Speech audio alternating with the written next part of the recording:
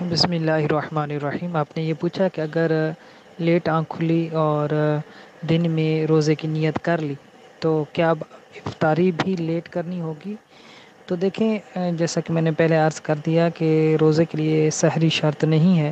اگر کسی کے آنکھ کھلی جب سحری کا وقت ختم ہو چکا تھا اور اس نے یہ نیت کر لی کہ میں صبح سے طلوع صبح صادق سے سحری کا وقت ختم ہونے سے لے کر روزہ دار ہوں، تو اس کا بالکل روزہ ہو جائے گا۔ اب اس کے لیے یہ لازم نہیں ہے کہ وہ افطاری بھی لیٹ کرے، بلکہ جیسے افطاری کا وقت ہو تاخیر نہ کرے۔ بلا وجہ افطاری تاخیر کرنا بھی شریعت میں محبوب نہیں ہے، بلکہ افطاری میں تاخیر نہیں کرنی چاہیے۔ تو اس لیے کہ اس کی آنکھ لیٹ کھلی ہے، یہ افطاری میں تاخیر نہیں کرے گا، کیونکہ یہ تو صبح سے ہی روزہ دار ہے نا۔